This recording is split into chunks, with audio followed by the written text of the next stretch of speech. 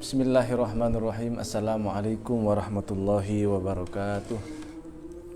Ila hadratin Nabiul Mustafa Sayyidina Muhammad Rasulillah sallallahu alaihi wasallam wa ala alihi wa ashabihi wa azwajihi wa dzurriyyatihi wa ahli baitihi thumma khususan ila abaihi minal anbiya wal mursalin wa ilal malaikatil muqarrabin wal qarrabin syuhada wa sholihin khususan ila sadatina wa imatina wa bakir wa muslimin alaihi wasallam wa qala tamina rahman mukhlisin min al-muslimin khidmatan syai'an sunnah jami' masyayikhina min sunnati wal jamaah khususan jami' masyayikhina fi din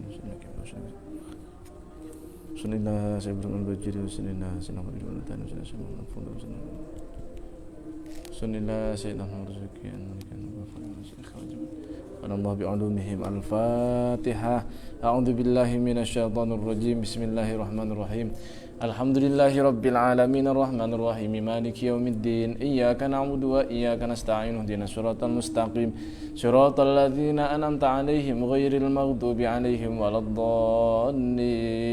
Rabbighfirli wa li walidayya wa lil mu'minina amin.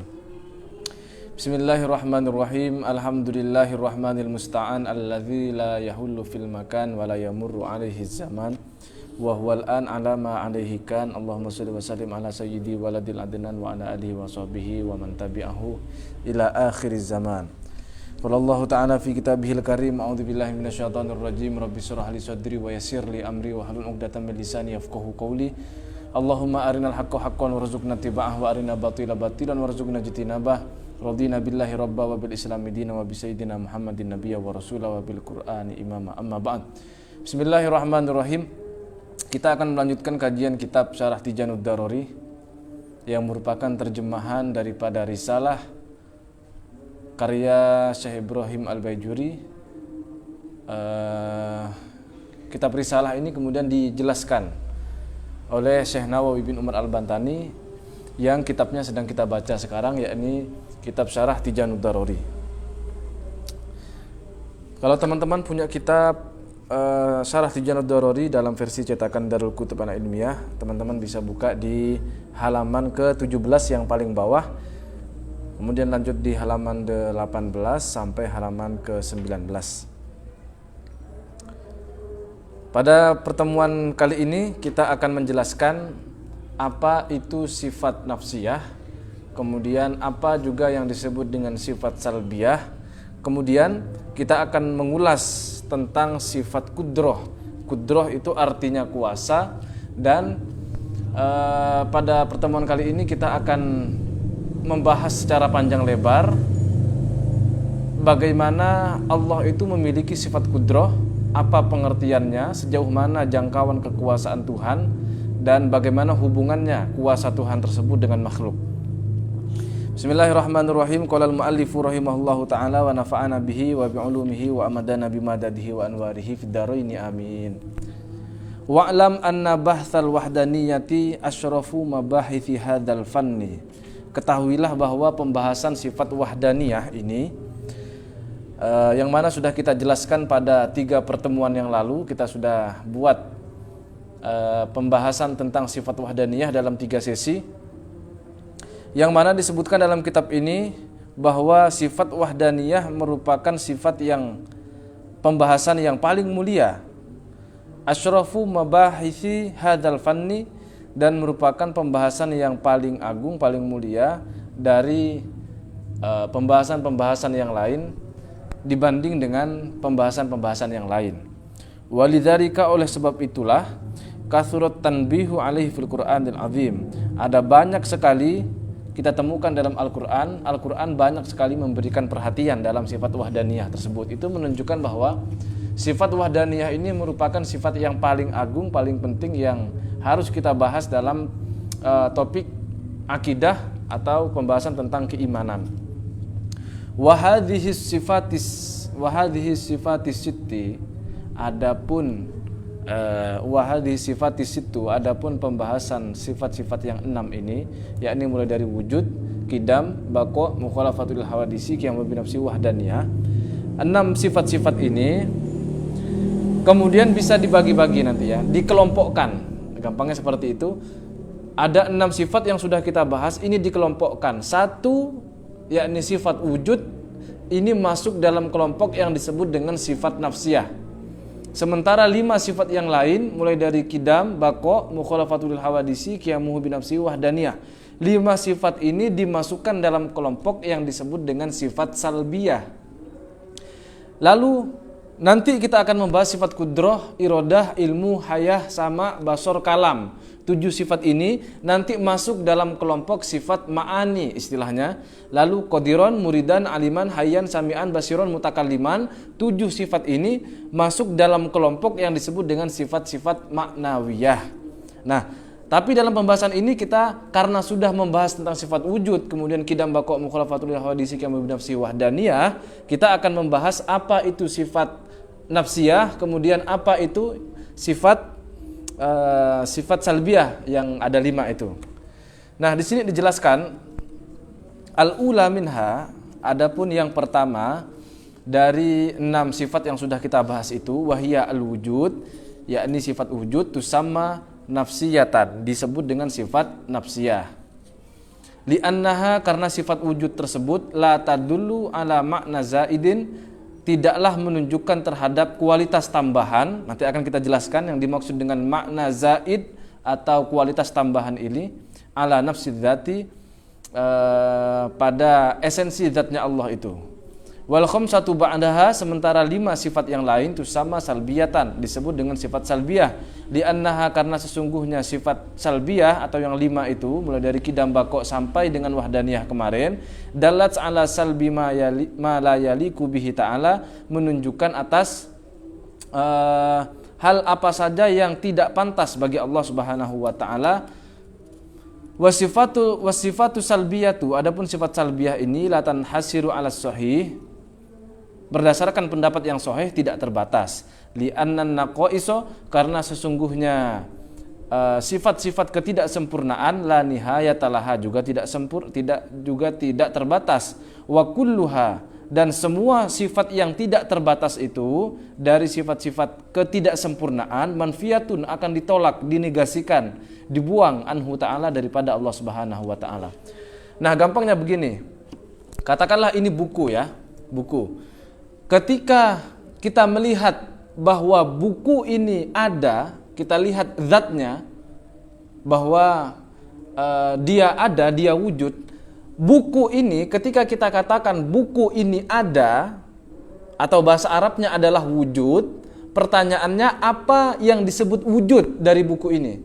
Tentu saja yang dimaksud wujud ini adalah dia menunjukkan bahwa zat ini betul-betul ada. Sehingga bisa kita lihat nih. Sehingga keberadaannya kita akui, oh iya betul bahwa buku ini ada. Nah, sifat wujud ini pada dasarnya dia hanya menunjukkan bahwa zat Tuhan itu betul-betul ada. Istilahnya di sini adalah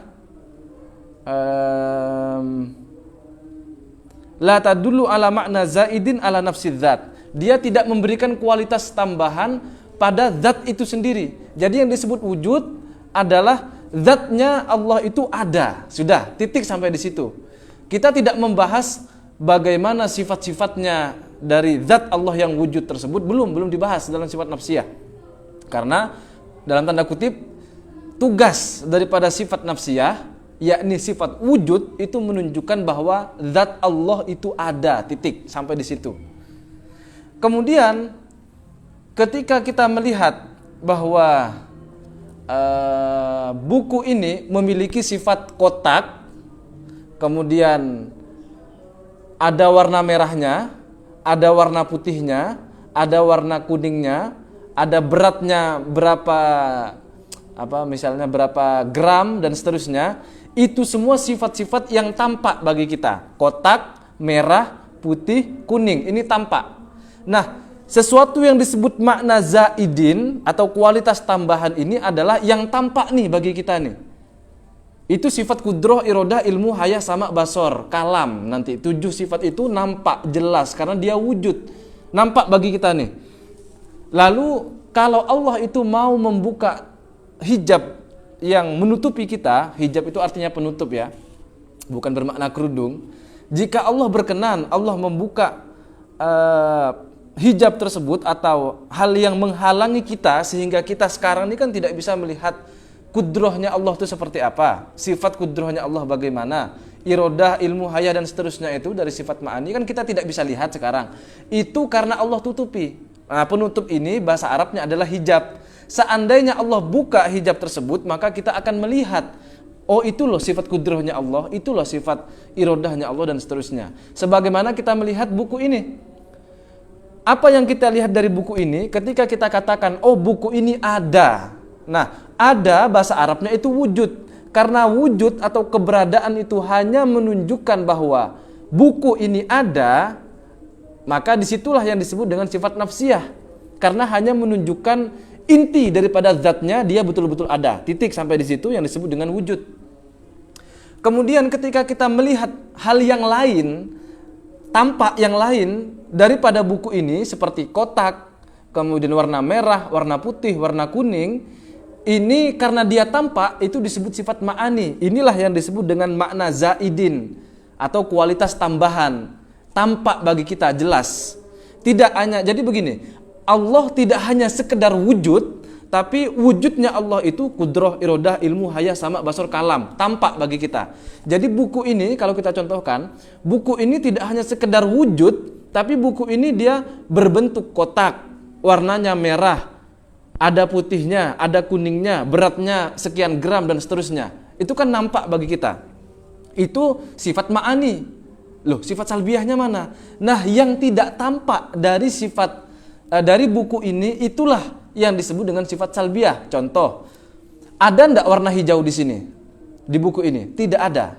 Kalau di tembok ini ada ya. Kita bahas fokus ke tembok ini. Ada enggak warna hijau di buku ini? Tidak ada. Nah, ketika kita katakan bahwa buku ini tidak berwarna hijau, maka itulah yang disebut dengan sifat salbiah. Jadi karena buku tidak memiliki warna hijau dan katakanlah warna hijau itu tidak pantas, tidak benar dikatakan bahwa ada warna hijau di buku ini, itu kan tidak benar. Nah, sesuatu yang tidak benar itu harus ditolak. Nah, yang menolak itu adalah sifat-sifat salbiah. Nah, paham ya? Contoh nih, itu kan contoh dari buku. Buku, kita ulang lagi contoh dari buku dulu. Buku ini dia memiliki warna, kita fokus ke warna dulu. Warnanya adalah merah, kemudian putih, lalu ada warna kuningnya, katakanlah begitu. Yang tampak bagi kita merah, kuning, putih, karena dia tampak itu disebut sifat ma'ani.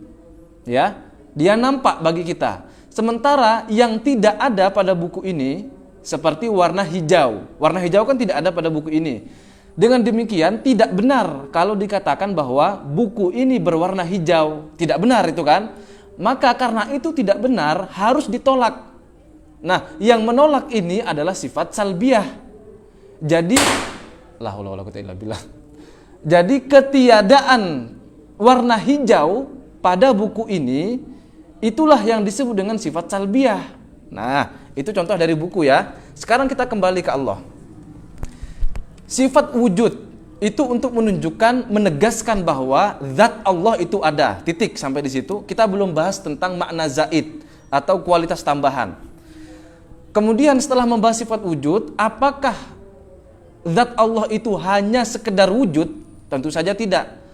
Zatnya Allah itu dia tidak hanya sekedar wujud, tapi zatnya Allah dia juga memiliki sifat kudroh, irodah, ilmu, haya, sama, basar, kalam.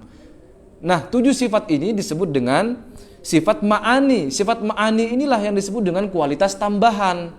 Yang disebut dengan kualitas tambahan adalah untuk menunjukkan bahwa zat Allah itu tidak sekedar wujud, tapi zat Allah itu dia berkuasa, berkehendak, mengetahui, hidup, melihat, mendengar, berbicara.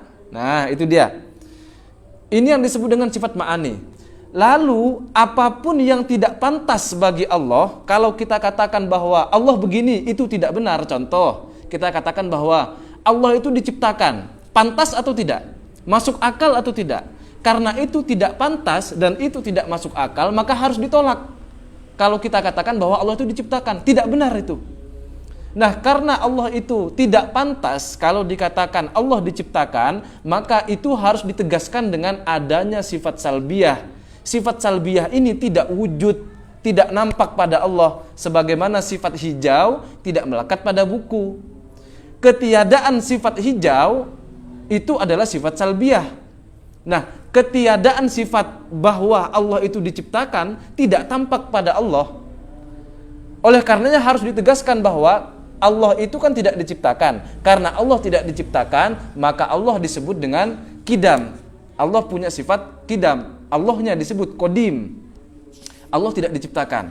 Nah, ketika dikatakan bahwa Allah memiliki sifat qidam, itu untuk menolak adanya anggapan bahwa Allah itu tidak diciptakan. Allah itu diciptakan, itu harus ditolak. Harus ditolak itu. Sehingga yang betul Allah itu tidak diciptakan. Allah tidak diciptakan, bahasa Arabnya adalah qidam, terdahulu. Nah, gampangnya begitu. Apakah qidam itu nampak pada Allah? Tentu saja tidak. Nih, saya wujud ya. Saya wujud. Oke. Ketika saya dikatakan punya sifat wujud, itu sebatas menunjukkan bahwa saya ada. Lalu ketika tampak sifat-sifat yang lain pada saya laki-laki, tampak. Itu adalah sifat ma'ani. Kemudian saya ganteng karena laki-laki ya. Kalau perempuan tentu saja cantik. Saya ganteng misalnya. Ganteng ini kan tampak pada diri saya, pada zat saya ini. Maka itu yang disebut dengan sifat ma'ani karena tampak. Nah, sekarang apakah saya diciptakan? Tentu saja diciptakan. Apakah bahwa saya diciptakan itu nampak pada diri saya?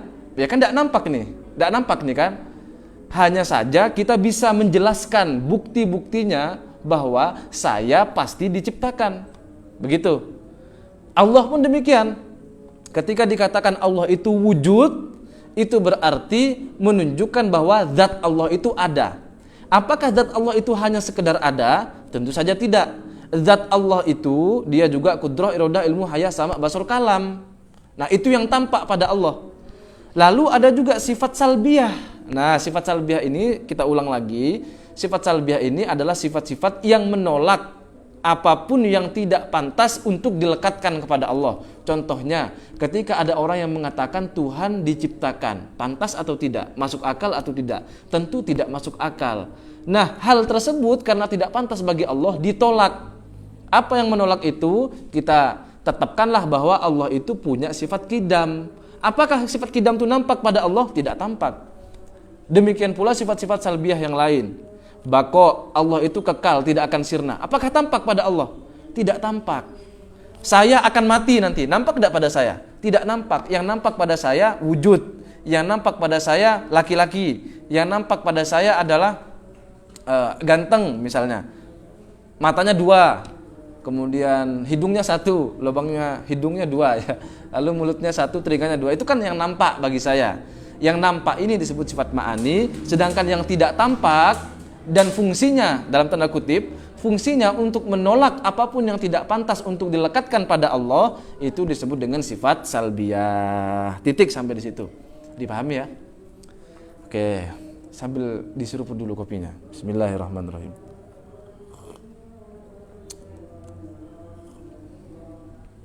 Oh iya, kalau ada yang mau bertanya seputar tentang ilmu akidah ini, boleh diajukan di kolom komentar di akun NU Katulistiwa, bukan di akun yang lain, karena saya hanya bisa melihat dari channel NU Katulistiwa. Oke, kita lanjutkan. Pada dasarnya di sini dikatakan bahwa sifat salbiyah ini tidak terbatas 5. Sifat salbiyah kan kita katakan 5 tadi. Qidam, bako, mukhalafatul hawadisi, qiyamul binafsi, wahdaniyah. Apakah hanya terbatas 5? Tentu saja tidak. Kenapa demikian? Karena sifat salbiyah ini tugasnya adalah untuk menolak hal apapun yang tidak pantas pada Allah, sementara hal yang tidak pantas itu banyak, bahkan tidak terbatas. Maka hakikatnya sifat salbiyah itu tidak terbatas juga. Lalu kenapa kok yang disebut 5 saja? Nah, di sini dikatakan wahadhil khamsatu usuluha. 5 sifat salbiyah ini, qidam, bako, mukhalafatul hawadisi, qiyamul binafsi, wahdaniyah, ini semua adalah usuluha. Ini semua dasarnya, prinsipnya, pokoknya. Ini yang pokok 5 ini. Fa innama adaha, sementara yang lain min nafi zaujati, seperti menegasikan atau menolak bahwa Allah itu punya pasangan, entah itu istri ataupun suami, itu harus ditolak juga kan. Kemudian juga wal waladi, Allah itu punya anak, itu kan juga harus ditolak. Wal ma'ini la haula wala quwwata illa billah. Wa ghairi dzalika, dan lain-lain. Itu semua harus ditolak. Nah, tapi itu kan tidak disebutkan dalam sifat kidam bako mukhlafatul hadisi kemudian sahih hadaniyah. Itu kan tidak disebutkan di situ. Nah, ketika dikatakan bahwa Allah itu punya pasangan, misalnya punya entah itu istri ataupun suami, punya anak dan seterusnya, itu kan tidak pantas kepada Allah. Nah, itu dikembalikan kepada 5 sifat salbiyah ini, karena 5 sifat salbiyah ini adalah prinsipnya, dasarnya. 5 sifat salbiyah ini adalah hal yang paling pokok dari sifat salbiyah, akan dikembalikan pada 5 ini. Contoh, Allah boleh tidak kita katakan punya istri ataupun punya suami? Tentu saja tidak pantas, tidak layak. Mungkin tidak Allah itu punya anak? Tentu saja tidak mungkin. Kenapa kok tidak mungkin? Kita kembalikan pada sifat salbiyah yang pokok tadi ada 5. Salah satunya adalah mukhalafatul hawadisi. Karena yang punya pasangan itu adalah makhluk, maka karena Allah tidak boleh sama dengan makhluk, maka pasti Allah itu tidak mungkin punya pasangan atau tidak punya istri ataupun suami, ataupun Allah juga tidak mungkin punya anak. Oke, titik sampai di situ. Itu penjelasan singkat tentang sifat nafsiyah, salbiyah, dan ma'ani. Ma'nawiyah nanti belakangan ya. Nah, kita masuk pada sifat ma'ani sekarang nih, yakni sifat kudrah, irodah, ilmu, hayah, sama, basor, kalam. Nah, nanti setelah kita menjelaskan 7 ini, entah nanti dapat berapa sesi ya, baru kita akan jelaskan apa bedanya sifat ma'ani dengan sifat ma'nawiyah. Sebab tidak jarang ada orang bertanya, loh Allah ini kan punya sifat kudrah, lalu apa pentingnya sifat qadiron lagi? Nah, nanti ada yang bertanya seperti itu. Akan kita bahas di pertemuan-pertemuan yang akan datang setelah kita selesai membahas sifat-sifat ma'ani ini. Oke, sekarang kita akan membahas sifat ma'ani. Bismillahirrahmanirrahim. Wa yajibu fi haqqihi ta'ala al-qudratu. Wajib hukumnya secara rasional menurut akal kita bahwa Allah Subhanahu wa taala memiliki sifat kudrah. Arti daripada kudrah adalah kuasa. Ingat ya, wa yajibu dan wajib. Istilah wajib di sini bukan wajib secara syariat, tapi wajib secara akli. Artinya wajib secara akal. Ketika dikatakan bahwa Allah tidak punya sifat kudrah, pasti akan kita tolak. Kenapa demikian? Karena wajib bagi akal kita Allah itu punya sifat kudrah. Akal kita tidak percaya kalau dikatakan ada Tuhan tapi lemah, atau ada Tuhan dia punya kuasa tapi kekuasaannya tidak mutlak. Ada satu objek yang tidak dalam cakupan kuasa dia, itu lemah, atau berarti tidak mungkin ada Tuhan yang seperti itu. Tidak masuk akal. Wajib bagi Allah Ta'ala memiliki sifat kudrah. Wahia, adapun sifat kudrah tersebut, sifatun ialah sifat, wujudiyatun yang wujud. Nah, ini tanda bahwa kudrah adalah sifat ma'ani. Di sini dikatakan wujudiyatun, dia sifat yang wujud. Coba cek di kitabnya. Sifat-sifat salbiyah tidak disebutkan bahwa wahya sifatun wujudiyatun, tidak disebutkan sifat wujudiyatun, karena memang salbiyah ini dia tidak wujud. Sifat-sifat yang wujud ini adalah sifat-sifat ma'ani, karena dia tampak bagi kita. Wahya sifatun wujudiyatun, sifat kudrah ini adalah sifat yang wujud, dia eksis. Karena dia wujud, pasti dia qodimatun, dia juga tidak diciptakan. Qaimatun bidzatihi ta'ala, dan dia menetap pada zatnya Allah Ta'ala. Jangan salah paham dengan kata menetap ini. Artinya dia berada pada zatnya Allah, kira-kira begitulah. Yujidu ta'ala biha, yang mana dengan sifat kudrah inilah Allah Subhanahu wa ta'ala menciptakan segala sesuatu, wa yu'dimu, dan juga meniadakan kulla mumkinin, segala sesuatu yang kita nilai sebagai sesuatu yang mungkin. Ingat, sesuatu yang mungkin adalah dia bisa ada, bisa tiada. Itu yang disebut dengan mungkin. Bahasa Arabnya mungkin, bahasa Indonesianya mungkin. Mungkin ini gimana yang dimaksud? mungkin ini dia bisa menerima status ada, dia juga bisa menerima status tiada. Itu yang disebut mungkin. Misalnya nih, Ultraman. Ultraman ada enggak? Ultraman tentu tidak ada. Ya, di film kan fiktif ya, di film itu fiktif. Karena Ultraman ini tidak ada, lalu kita bisa pertanyakan, apakah Ultraman itu dipastikan tidak ada atau dia mungkin saja suatu saat ada? Tentu saja mungkin saja ada. Karena itu mungkin ada, maka sekalipun sekarang Ultraman itu tidak ada di kehidupan nyata, maka ketika kita katakan Ultraman itu mungkin, maka suatu saat pasti, bukan pasti, sangat mungkin untuk ada. Itu yang disebut mungkin. Jadi yang disebut mungkin adalah dia menerima status ada dan menerima juga status tiada. Misalnya yang jomblo-jomblo nih, yang jomblo-jomblo kan belum menikah. Apakah keberadaan pasangan dari para jomblowiyin itu mustahil ada? Tentu saja tidak mustahil ya, itu mungkin. Artinya keberadaan pasangan bagi si jomblo ini memang sekarang belum ada, tapi menerima status keberadaan. Nanti suatu saat akan ada, semoga ya, cepat ataupun sangat cepat ya, mudah-mudahan. Karena kabar buruknya ini kan bentar lagi 10 malam terakhir di bulan Ramadan. Nanti ada Lailatul Qadar. Lailatul Qadar ini dikenal dengan malam yang lebih baik daripada 1000 bulan. Artinya kalau 10 malam terakhir di bulan Ramadan kalian masih jomblo, ya berarti itu ya, jomblo Lailatul Qadar. Jomblo yang ya kalau dia ngenes berarti ngenes 1000 bulan, berarti seolah-olah begitu ya. Tapi tidak apa-apa. Nanti kalau lebaran kalian ditanya, kapan nikah kan gitu kan, biasanya kalau lebaran ditanya. Ya kalian harus jawab dengan tegas, apalagi ditertawakan sama mereka, kalian harus jawab dengan tegas bahwa lebih baik ditertawakan karena belum menikah daripada tidak bisa tertawa lagi setelah menikah. Nah itu dia jawabannya ya. Saya ulangi, lebih baik ditertawakan karena belum menikah daripada tidak bisa tertawa lagi setelah menikah. Itu penting tuh. Kok jadi ke sana pembahasannya? Sampai mana tadi? Mungkin.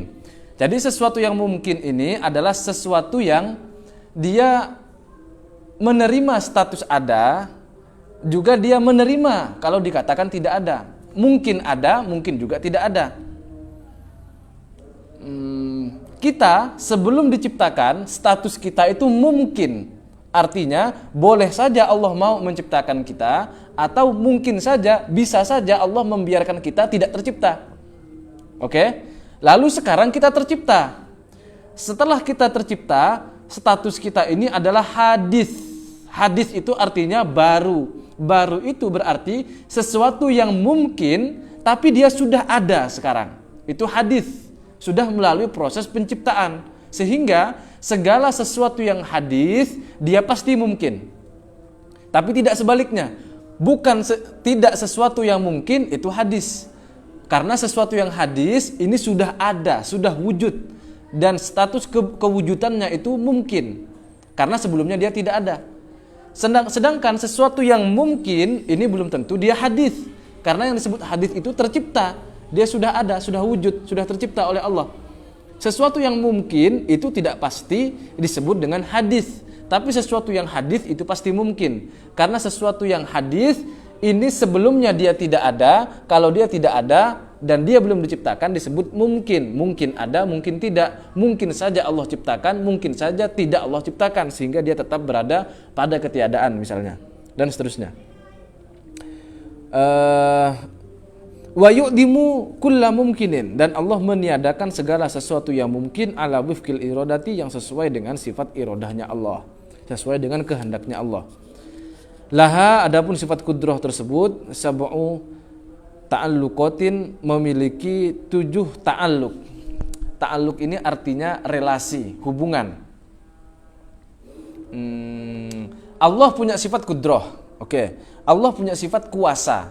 Lalu bagaimana hubungan sifat kuasa Allah dengan makhluk-makhluk yang lain?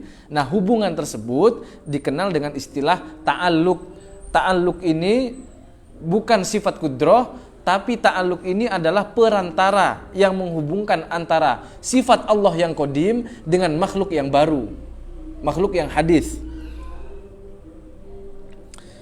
Laha sab'u ta'alluqatin. Sifat kudrah ini totalnya secara keseluruhan memiliki 7 relasi, 7 ta'alluq. Kalau kita singkat, kita ringkas, itu cuma ada 3. Kita sebutkan dulu ya.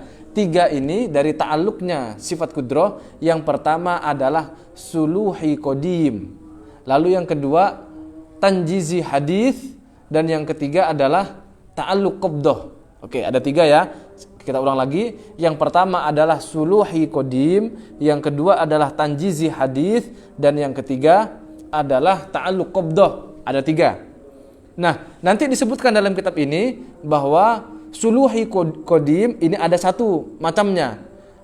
Kemudian tanjizi hadis ada 3 jenisnya, macamnya. Kemudian yang qabdah juga ada 3. Maka 3 ditambah 3 ditambah 1 ada 7. Nah, totalnya ada 7 nanti. Nih kita sebutkan. Laha sab'u ta'alluqatin. Sifat kudrah tersebut memiliki 7 relasi. Wahidun suluhiyun qadimun. 1 ada pada suluhi qadim. Apa itu? Wahwa solahiyatuha fil azali lil ijadi wal i'dami biha fil waqtil imkan. Nah, sebelum bahas itu, apa yang disebut dengan suluhi qadim? Secara bahasa, suluhi artinya pantas, qadim artinya tidak diciptakan. Sehingga suluhi qadim ini adalah menunjukkan kuasa Allah. Allah itu pantas untuk melakukan sesuatu, tapi tidak Allah lakukan atau belum Allah lakukan. Dan hal tersebut bersifat qadim, tidak diciptakan. Contoh. Wahwa solahiyatuha fil azal lil ijadi wal i'dami biha fi waqtil imkan. Yakni pantasnya Allah pada fase azali pada saat itu untuk menciptakan ataupun meniadakan fi waqtil imkan, di fase segala sesuatu itu masih ternilai mungkin. Gimana tuh maksudnya? Gampangnya begini. Bayangkan, sebelum makhluk semua ini diciptakan, yang ada pada saat itu hanya Allah sendiri. Oke? Pertanyaannya, karena yang ada pada saat itu adalah Allah sendirian, hanya Allah satu-satunya yang wujud, segala sesuatu ada atau tidak? Oke, segala sesuatu itu tidak ada. Nah, apakah ketiadaan makhluk pada saat itu pasti tidak ada, atau dia mungkin menerima status ada? Atau bahasa yang lebih gampang, ketiadaan makhluk pada saat itu apakah dia akan terus tidak ada, atau apakah mungkin nanti Allah akan ciptakan? Tentu saja mungkin nanti akan Allah ciptakan. Ya, buktinya sekarang ini ada kan. Kita bayangkan sebelum semuanya diciptakan, yang ada hanya Allah, makhluk yang lain tidak ada. Nah, ketiadaan makhluk ini, karena makhluk-makhluk semuanya ini berstatus mungkin, sekarang kan sudah diciptakan. Semua yang sudah diciptakan ini, ketika dulu belum diciptakan, mereka berstatus mungkin. Nah, inilah yang disebut dengan fi waqtil imkan, yakni fase probabilitas pada saat itu, yakni fase kemungkinan segala sesuatu. Gimana ya gampangnya ya? Bayangkan lagi, ulang lagi. Sekarang kan makhluk ada nih, saya ada, kalian semua ada, bumi ini ada, alam semesta semuanya ada. Bayangkan sebelum semua ini diciptakan, yang ada pada saat itu hanyalah Allah. Status makhluk kita, saya nih, ataupun kalian, ataupun bumi, ataupun alam semesta semuanya ini, statusnya itu semua mungkin pada saat itu. Artinya dia mungkin Allah ciptakan, mungkin juga Allah tetap tahan pada status ketiadaan. Oke, sampai di situ dipahami ya. Nah, ini disebut fase probabilitas atau fase kemungkinan-kemungkinan. Karena pada saat Allah sendirian, makhluk yang lain belum ada, Allah itu punya wewenang untuk menciptakan atau tidak. Ya, Allah itu punya hak apakah mau menciptakan makhluk atau tidak. Itu haknya Allah. Mau Allah ciptakan oke, mau tidak diciptakan juga oke.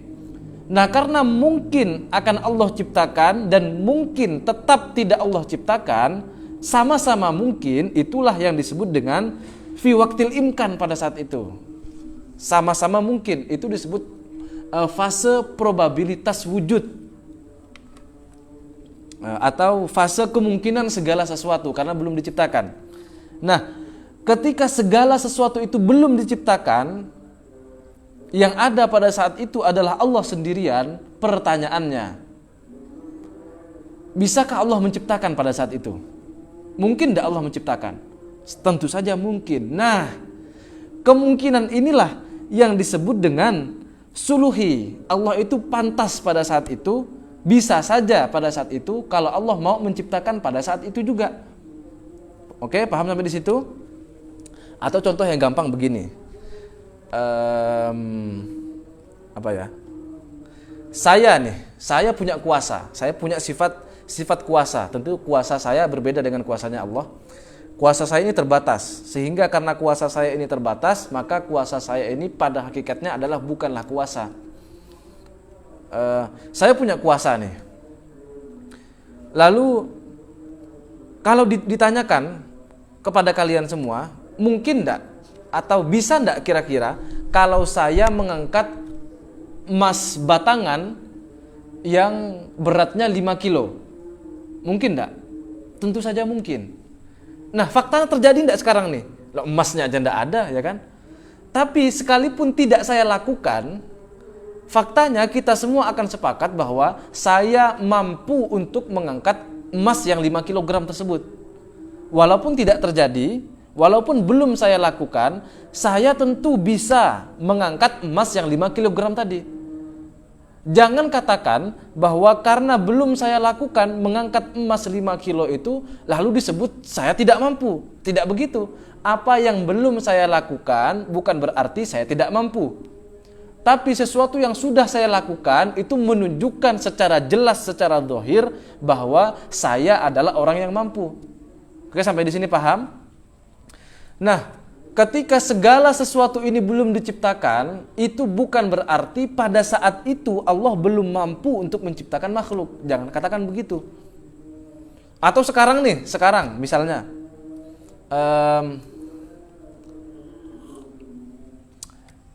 keberadaan cucu bagi saya, kalau anak saya sudah punya, keberadaan cucu bagi saya, kalau ada orang yang tanya, apakah Adnan sudah punya cucu? Tentu saja belum. Apakah berarti Adnan itu mustahil punya cucu? Tentu saja tidak. Itu kan mungkin saja terjadi. Nah, keberadaan cucu saya itu masih suluhi. Jadi nanti Allah akan menciptakan cucu untuk saya walaupun sekarang belum terjadi. Sesuatu yang belum terjadi sekarang, sesuatu yang belum Allah ciptakan sekarang, itu bukan berarti Allah mustahil atau Allah tidak mampu untuk melakukan itu. Saya ulangi kalimat yang lebih gampang. Ketika Allah belum menciptakan sesuatu itu sekarang, itu tidaklah menunjukkan bahwa Allah tidak kuasa. Sebaliknya Allah itu kuasa. Tetap Allah itu kudrah. Ta'aluknya, relasinya dengan sesuatu yang belum tercipta sekarang itu disebut dengan suluhi qadim. Allah pantas saja, bisa saja untuk melakukan hal tersebut. Cuman sekarang belum Allah lakukan. Itu yang disebut suluhi. Paham sampai di sini ya? Mudah-mudahan dipahami ya. Kemudian mana tadi? Wa thalathatun tanjiziyatun haditsatun, dan 3 jenis dari tanjizi hadis. Tanjizi hadis itu apa? Tanjizi artinya selesai, hadis artinya baru.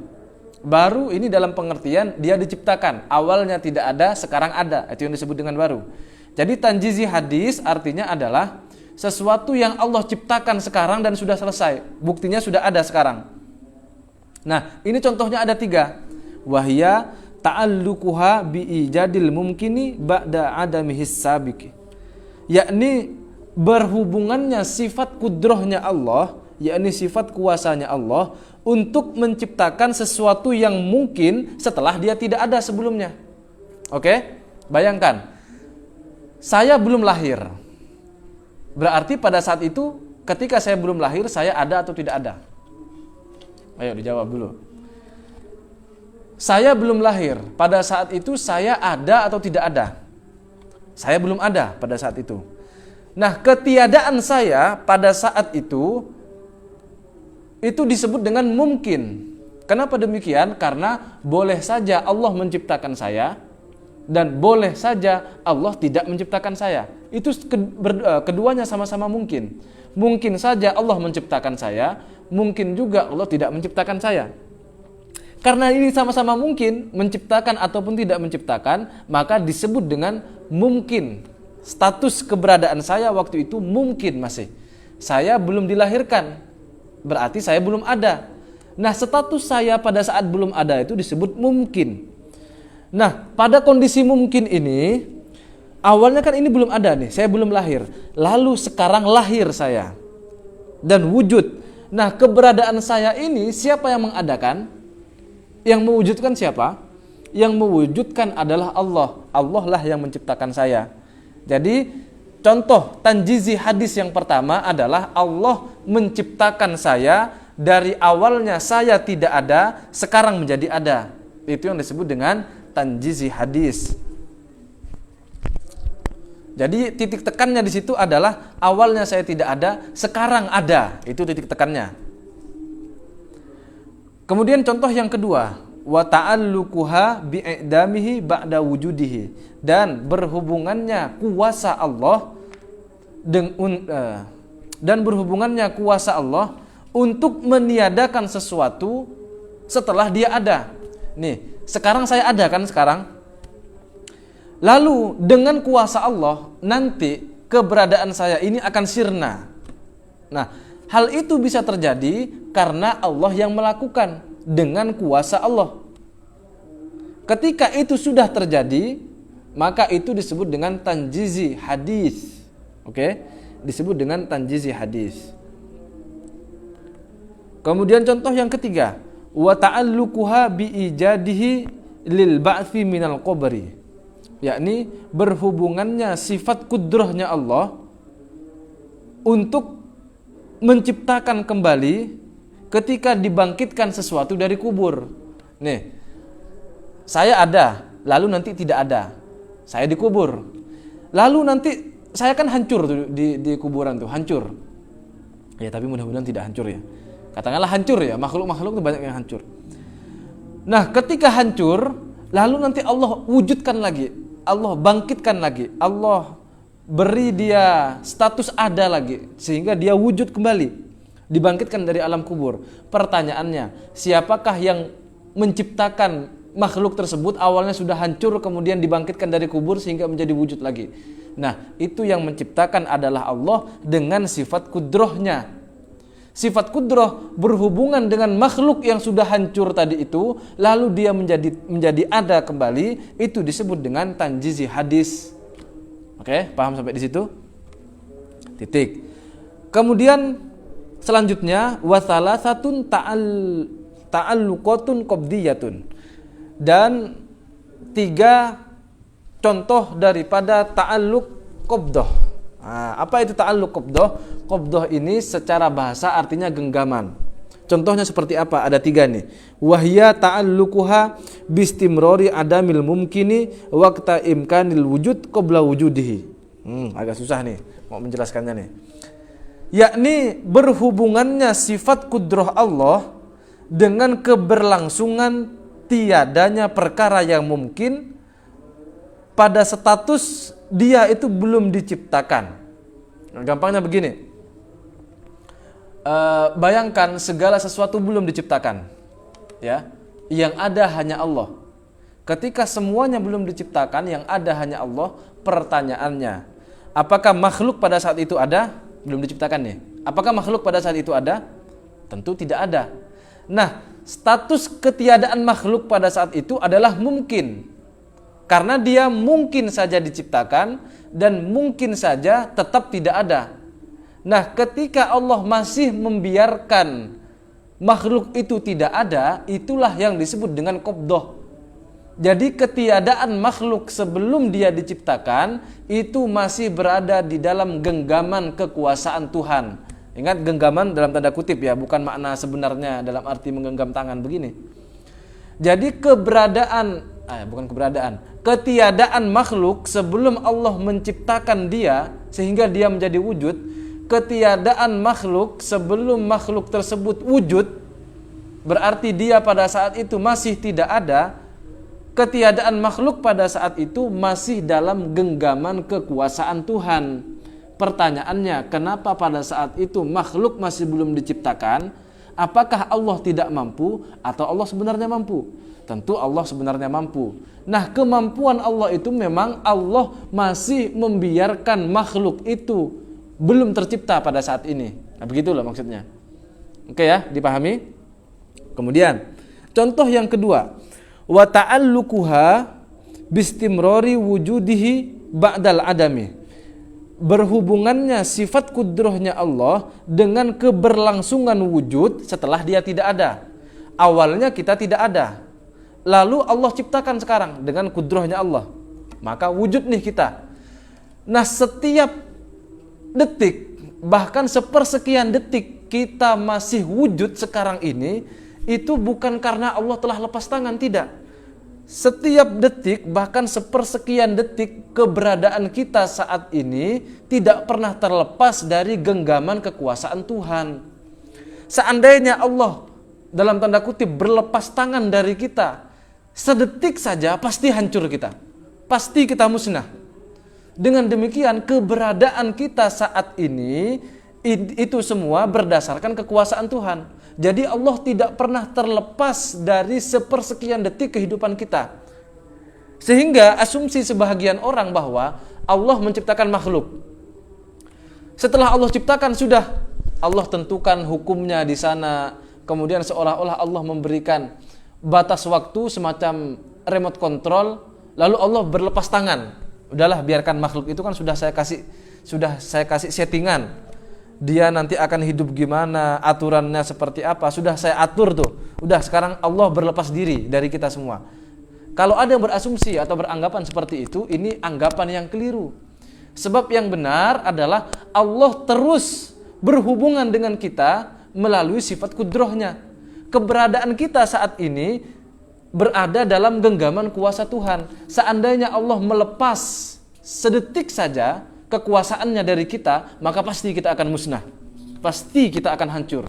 Nah, keberadaan kita saat ini itu karena Allah masih memberikan atau menghubungkan kuasa Allah kepada kita, sehingga kalau Allah melepas sedetik saja kekuasaannya dari kita, atau Allah membiarkan kita, itu pasti akan hancur kita. Makanya di dalam Al-Quran itu disebutkan bahwa a'udzubillahi minasyaitonirrajim di ayat kursi itu, la ta'khudhuhu sinatun wala naum. Bahkan Allah itu potensi untuk mengantuk itu saja tidak mungkin, apalagi untuk sampai tertidur. Kenapa? Karena kalau tertidur, bayangkan kayak kita lah makhluk nih. Kalau kita tertidur, maka hubungan kita dengan sesuatu di luar kita ini kan terlepas, sehingga sesuatu itu menjadi terabaikan. Bayangkan kalau Allah itu akan tertidur, Allah itu ngantuk, ya pasti makhluk ini atau semua alam semesta ini akan hancur semua, akan tidak teratur, tidak stabil semuanya. Nah, ketika kita saksikan bahwa alam semesta sekarang semuanya ini teratur, itu menunjukkan ada peran kuasa Allah pada itu semua. Nah, itu yang dimaksud dengan contoh yang kedua. Lalu contoh yang ketiga, wa ta'alluquha bistimrari adamihi ba'dal wujudi. Kemudian berhubungannya sifat kudrah Allah dengan keberlangsungan ketiadaan makhluk setelah dia ada. Sekarang kita ada nih, lalu nanti tiada.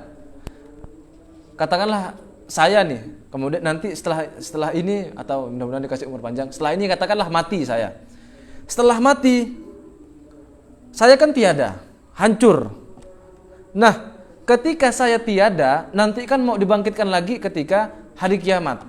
Ketika saya tiada, menunggu jelangnya sampai hari kiamat, ketiadaan saya itu karena Allah yang memberlakukannya. Karena Allah membiarkan saya masih tidak ada pada saat itu sampai hari kiamat nanti. Itulah yang dimaksud. Nah, ketiadaan saya itu artinya setelah saya mati nanti, ketiadaan saya itu masih ada peran Tuhan di sana, yakni peran kekuasaan Allah Subhanahu wa taala. Oke? Dipahami ya sampai di situ? Titik. Itulah ta'alluq-ta'alluqnya Allah. Kita ulangi, ada 3 secara ringkas. Kudrohnya Allah ketika berhubungan dengan makhluk ada 3. Yang pertama disebut dengan ta'alluq suluhi qadim. Yang kedua ta'alluq tanjizi hadith. Ta'alluq tanjizi hadith. Kemudian yang ketiga ta'alluq qabdah. Nah, ta'alluq suluhi qadim ini ada 1 contohnya. Lalu ta'alluq yang tanjizi hadis itu ada 3 contohnya. Kemudian ta'alluq yang qabdah itu juga ada 3 contohnya. Jadi totalnya ada 7. Oleh karena itu di sini disebut ada 7 contohnya. Oke, kita lanjutkan. Fahadhihi ta'alluqatu ats-tsalatsatu yuqalu laha ta'alluqatun qabdiyatun bimakna annal mumkina fil qabdati. 3 ta'alluq inilah dari qabdah tadi itu yang kita sebut yuqalu laha ta'alluqatun qabdiyatun, disebut dengan ta'alluq qabdah bimakna dalam artian annal mumkina fil qabdati, bahwa segala sesuatu yang masih berstatus mungkin, artinya dia mungkin ada ataupun mungkin tiada, itu berada dalam genggaman kuasa Allah.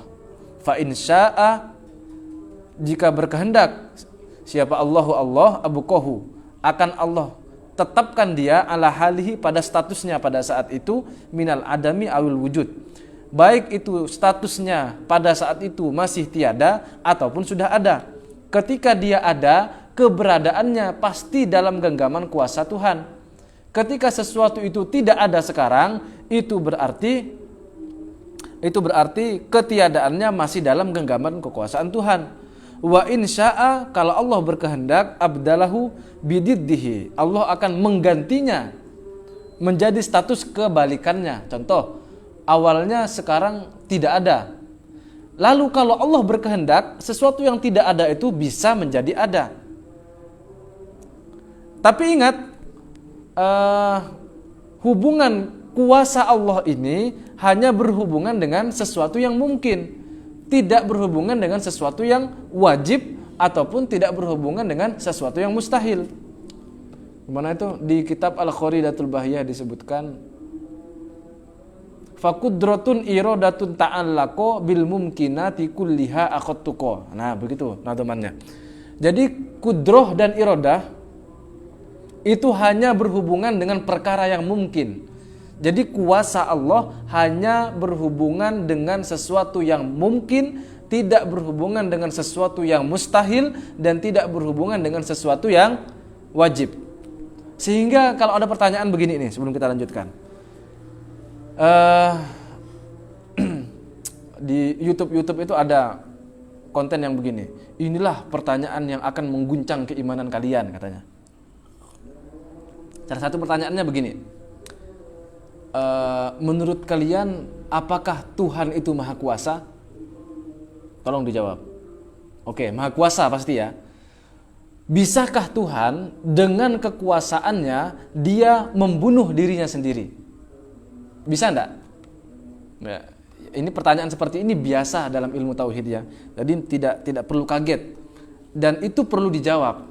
Kita ulangi pertanyaannya, Allah itu kuasa atau tidak?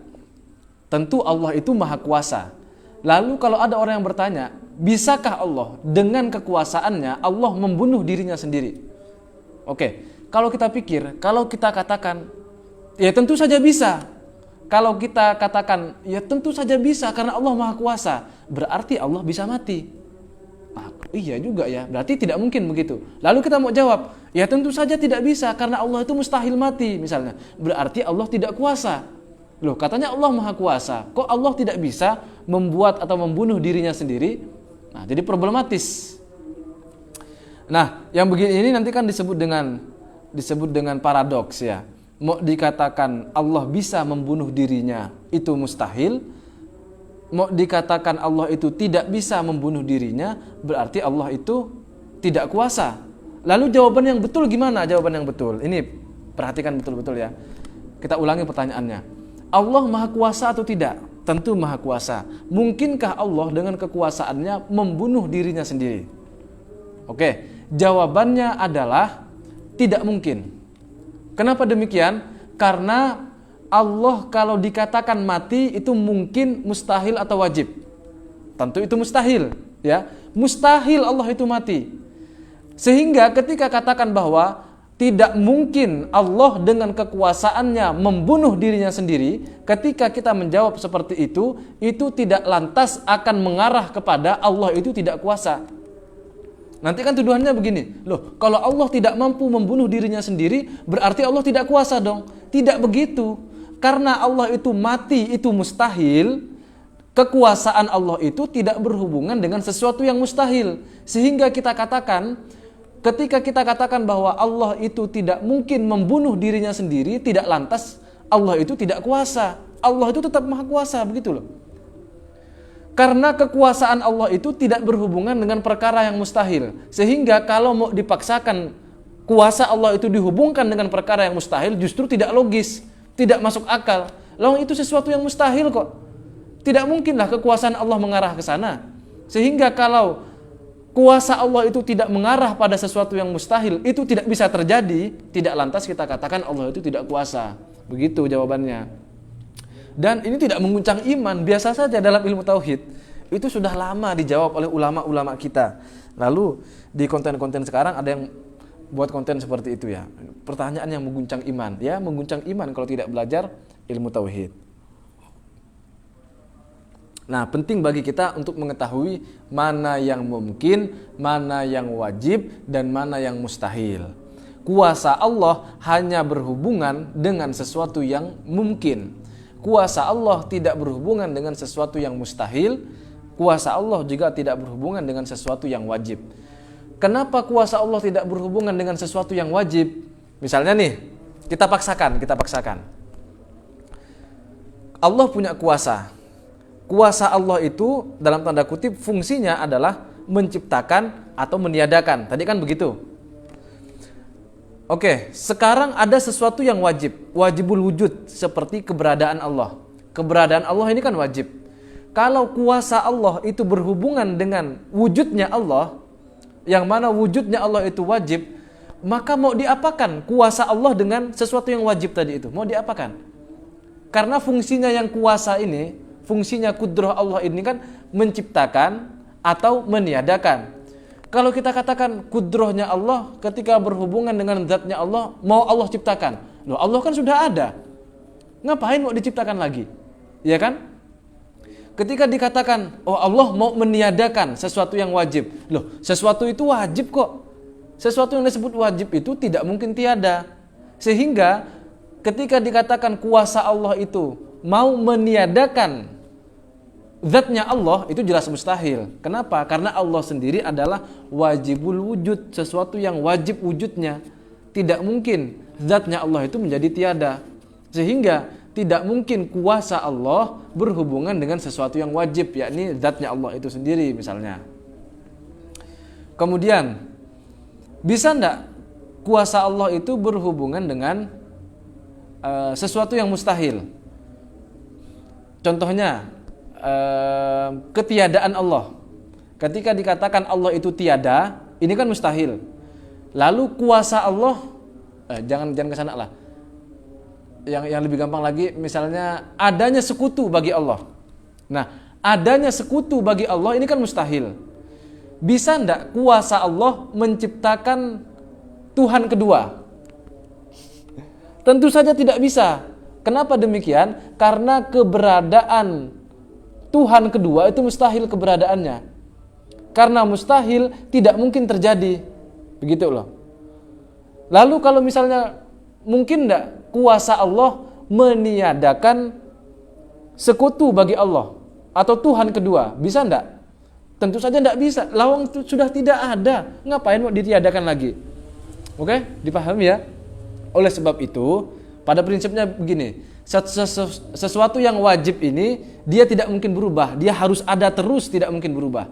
Sehingga kuasa Allah yang mana fungsinya itu mengadakan atau meniadakan tidak mungkin merubah sesuatu yang wajib. Lalu ini, ada sesuatu yang mustahil. Kuasa Allah tidak mungkin merubah sesuatu yang tidak mungkin ada ini. Karena sesuatu yang mustahil disebut dia tidak mungkin ada. Kuasa Allah fungsinya mengadakan atau meniadakan. Kalau sesuatu itu dikatakan tidak mungkin ada, ya jelas tidak mungkin wujud dan tidak mungkin berubah, dia tetap harus tidak ada selamanya. Nah, maka kuasa Allah ini harus berhubungan dengan sesuatu yang mungkin. Fala mumkina illa wa huwa haditsun bi fi'lihi. Maka tak lain sesuatu yang mungkin itu pastilah akan menjadi baru dengan Allah menciptakannya. Ketika sesuatu yang mungkin telah diciptakan oleh Allah, maka statusnya dia menjadi hadis. Wa faidun min adlihi, dan sesuatu yang hadis, makhluk semua itu merupakan limpahan daripada adilnya Allah. Ala ahsanal wujuh, berdasarkan alasan yang terbaik, wa atammaha, dan alasan yang paling sempurna, wa a'dalaha, dan alasan yang paling adil. Perlu dicatat bahwa adilnya Allah itu berbeda dengan adilnya manusia. Nah, ini yang sering disalahpahami juga. Kadang kita berdoa, ya Allah, tunjukkan keadilanmu. Nah, keadilan Allah itu berbeda dengan adilnya manusia. Adilnya manusia ini harus senilai. Contoh nih, ada anak umur 15 tahun dengan umur 7 tahun. Apakah yang disebut adil itu jajannya harus sama, 5.000? Itu tidak adil justru. Yang disebut adil itu sesuai dengan kapasitasnya. Oh, ini anak umur 15 tahun jajannya 10.000 misalnya. Sedangkan anak 7 tahun ini jajannya cukup 5.000. Itu adil tuh begitu. Itu adilnya manusia. Tapi adilnya Allah tidak begitu. Adilnya Allah sebagaimana disebutkan dalam surat Hud ayat ke-17, yang disebut adilnya Allah adalah fa'alun lima yurid. Yakni Allah melakukan apapun yang Allah kehendaki. Jadi terserah Allah. Jadi maha adilnya Allah adalah terserah Allah mau lakukan apa saja. Segala sesuatu yang sudah terjadi ini itu pasti adilnya Allah. Sehingga kalau kita berdoa, ya Allah tunjukkan keadilanmu. Lah, yang sudah terjadi ini itu sudah keadilannya Allah. Jadi kalau ada orang yang menuntut keadilan Allah, ya berarti dia tidak tahu yang dimaksud dengan adilnya Allah itu apa. Berarti dia tidak paham ilmu tauhid. Nah, dengan demikian yang dimaksud dengan adilnya Allah adalah fa'alun lima yurid, Allah melakukan apapun sesuai dengan apa yang dia kehendaki. Fakullu ma siwahu, sementara segala sesuatu selain Allah, min insin wa jinnin wa malakin wa syaitonin wa sama'in wa ardin wa hayawanin wa nabatin wa jamadin wa jauharin wa arodin, seperti jin, malaikat, setan, langit, bumi, hewan, tumbuhan, benda padat, kemudian substansi, aksiden, lalu wamudrokin, wa mahsusin, hadithun. Nah, dan juga apapun yang dapat terdeteksi oleh indera, itu semua disebut dengan perkara yang hadis atau perkara yang baru. Ansa'ahu biqudratihi, Allah menciptakannya dengan kekuasaannya, insya'an, dengan penciptaan ba'da lam yakun syai'an, setelah dia pada mulanya bukan sesuatu apapun. Artinya awalnya dia tidak ada, lalu Allah adakan sekarang. Jadi Allah itu menciptakan tidak butuh bahan dasar, tidak seperti kita. Kita ini menciptakan sesuatu atau membuat sesuatu harus ada bahan dasarnya. Nah, sementara Allah menciptakan sesuatu itu bisa, bahkan sangat mungkin menciptakan sesuatu tanpa bahan dasar. Jadi memang betul-betul tiada awalnya, lalu Allah ciptakan, kun fayakun, tercipta. Nah, ini dalam filsafat disebut dengan creatio ex nihilo istilahnya, atau menciptakan dari sesuatu yang memang awalnya tidak ada sama sekali. Itu untuk membantah anggapan para filsuf bahwa Allah itu harus menciptakan dari sesuatu yang ada sebelumnya atau ada bahan dasarnya. Apa istilahnya? Lupa saya, udah lama enggak mengkaji filsafat yang kesana sih. Nah, lalu ada anggapan juga dari sebagian kalangan bahwa contohnya adalah Ibnu Rushd dan kawan-kawan ya. Ini aliran filsafatnya Ibnu Rushd dan kawan-kawan. Mereka kan mengatakan bahwa alam semesta ini kodim katanya. Alam semesta ini tidak diciptakan katanya. Padahal kalau kita merujuk kepada sebuah hadis riwayat Imam Al-Bukhari nomor 3191 disebutkan, kana Allahu wa lam yakun syai'un ghairuhu. Keberadaan Allah pada saat dia ada, walam yakun syai'un ghairuhu, tidak ada sesuatu yang lain selain Allah pada saat itu. Artinya ketika Allah ada sejak semula, segala sesuatu itu tidak ada. Itu untuk menunjukkan bahwa satu-satunya yang qadim adalah Allah. Selain Allah pada saat itu tidak ada. Lalu Allah menciptakannya, karena semua makhluk itu diciptakan, maka makhluk-makhluk itu bukanlah sesuatu yang qadim. Idz kana Allahu fil azal, Allah pada saat fase azali maujudan sudah ada, lam yakun ma'ahu ghairuhu, tidak ada segala sesuatu yang bersama Allah pada saat itu. Fa ahdatsal khalqa, kemudian Allah menciptakan makhluk, ba'da dzalika, setelah hal tersebut, izharon, untuk memperjelas di kudratihi pada kuasanya Allah, wa tahqiqon, dan juga mempertegas, merealisasi lima sabaqu fi iradatihi, terhadap apa yang telah Allah tetapkan dalam kehendaknya. La yasuddu an qabdatihi miqdarun, dan tidak ada secuil pun yang terlepas dari genggamannya. Wala takhruju, dan tidak ada sesuatu apapun yang keluar an qudratihi, dari kekuasaan Allah, tasariful umuri, perubahan-perubahan perkara. Tidak ada perubahan perkara apapun yang keluar dari kuasanya Allah. Segala sesuatu kalau ada yang berubah itu pasti karena adanya Allah, ada perannya Allah, ada peran kekuasaan Allah. Wala tuhsa maqduratuhu ta'ala, dan objek-objek kekuasaan Allah itu tidak terbatas. Nah, objek kekuasaan Allah itu tidak terbatas. Jadi kalau ditanyakan seberapa jauh atau seberapa luas cakupan kekuasaan Tuhan, tentu saja tidak terbatas. Oke, sekarang buktinya, apa sih buktinya kalau Allah itu memiliki sifat kudrah? Apa buktinya kalau Allah itu maha kuasa? Wadiduha, adapun antonim, lawan daripada sifat kudrah, ay al-kudrati, al-ajzu ialah lemah. Lawan dari sifat kuasa adalah lemah. Bahasa Arabnya, lawan dari sifat kudrah adalah ajzun atau ajiz. Sehingga kalau ada orang yang namanya Abdul Aziz, biasanya panggilannya Aziz ya. Jangan dipanggil ajiz. Kalau ajiz itu artinya lemah. Kalau aziz itu artinya perkasa, kuasa dia. Lawan daripada sifat kuasa adalah lemah. Wad dalilu ala dzalika ay thubutil qudrati lahu ta'ala. Adapun dalil bukti rasional bahwa Allah memiliki sifat kudrah adalah wujudul alami wa tarkibuhu, ialah keberadaan alam semesta ini beserta semua sistematika, aturan-aturan, hukum-hukum yang ada di alam semesta ini. Jadi semua alam yang teratur ini, keberadaan alam dan aturan-aturan yang ada pada alam semesta ini, itu menunjukkan bahwa Allah itu memiliki sifat kudrah. Jadi kalau kita lihat alam semesta ini teratur, alam semesta ini harmoni, bahkan bisa diprediksi kapan akhir Ramadan, kapan awal bulan Syawal dan sesuatu, itu kan bisa kita prediksi. Saking harmoninya, saking teraturnya alam semesta, itu semua menunjukkan bahwa Allah itu memiliki sifat kuasa. Annahu lau intafat anhu al-qudratu, seandainya Allah tidak memiliki sifat kudrah, lakana ajizan, maka pasti Allah itu lemah. Walau kana ajizan, seandainya Allah itu lemah, lam yujad syai'un ay ba'dun min hadhil makhluqat, maka pasti kalau Allah itu lemah, maka pasti tidak mungkin ada sesuatu, bahkan sebahagian dari makhluk-makhluk ini tidak mungkin ada kalau Allah itu lemah.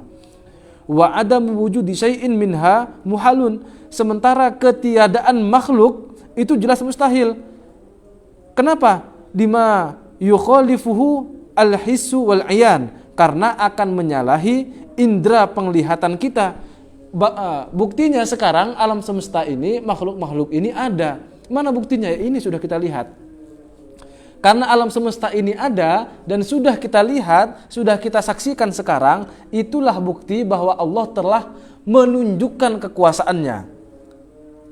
Apakah dengan demikian kalau Allah tidak menciptakan alam semesta itu berarti Allah tidak kuasa? Kita ringkas beginilah. Tadi kan dikatakan bahwa bukti kekuasaan Tuhan adalah adanya makhluk. Pertanyaannya, kalau Allah tidak menciptakan makhluk, apakah Allah berarti tidak kuasa? Tentu Allah itu masih tetap kuasa. Apa buktinya? Buktinya adalah status kemungkinan makhluk pada saat itu. Oke, makhluk belum ada pada saat itu. Artinya makhluk masih tiada. Nah, pertanyaannya, siapa yang membuat makhluk pada saat itu masih tiada? Nah, tadi sudah kita bahas, kuasa Allah berhubungan dengan ketiadaan makhluk pada saat itu disebut dengan ta'alluq qabdah, yakni berhubungannya sifat kudrah Allah dengan makhluk yang belum diciptakan itu disebut dengan ta'alluq qabdah, genggaman. Jadi ketiadaan makhluk sebelum semua makhluk ini diciptakan ada pada genggaman kekuasaan Allah. Nah, jadi apa buktinya Allah itu maha kuasa sebelum sebelum makhluk semua ini diciptakan? Buktinya adalah makhluk pada saat itu statusnya masih mungkin. Nah, atau simpelnya adalah mumkinul alam, ya istilahnya itu mumkinul alam, bukan wujudul alam. Kalau di sini kan disebutkan bukti bahwa Allah itu punya sifat kudrah adalah wujudul alam. Tapi pembahasan yang lebih tinggi lagi, bukti yang lebih tinggi lagi bahwa Allah itu tetap maha kuasa sekalipun Allah belum menciptakan alam, buktinya adalah mumkinul alam. Yakni alam itu statusnya adalah mungkin. Sampai mana tadi? Nah, ketika dikatakan bahwa bukti bahwa Allah itu punya kuasa adalah keberadaan makhluk ini, sehingga kalau dikatakan makhluk ini tidak ada, itu bertentangan dengan penglihatan kita, maka fabatula ma ada ilaihi, maka batallah, gugurlah apa yang ingin kita asumsikan kepada Allah, wahwa itisofuhu ta'ala bil ajzi, yakni ketika Allah kita sematkan sifat berupa sifat lemah. Gugur asumsi seperti itu atau anggapan seperti itu, fathabata naqiduhu, maka tetaplah kebalikannya, wahwa itisofuhu ta'ala bil kudrati, yakni disifatinya Allah Ta'ala dengan sifat kudrah. Wahitu wajabat lahu al kudratu, ketika sudah wajib Allah itu kita sematkan dengan sifat kudrah, istahala alaihi diduha, maka mustahil Allah memiliki sifat kebalikannya. Oke, bukti kekuasaan Allah adalah adanya makhluk. Bukti keberadaan makhluk sudah kita saksikan sekarang. Sehingga kalau kita katakan makhluk ini tidak ada, itu menyalahi apa yang sudah kita saksikan sekarang. Apa yang kita saksikan ini berupa makhluk semuanya sudah wujud, itulah bukti bahwa Allah itu telah merealisasikan, Allah itu sudah menampakkan sifat kudrahnya.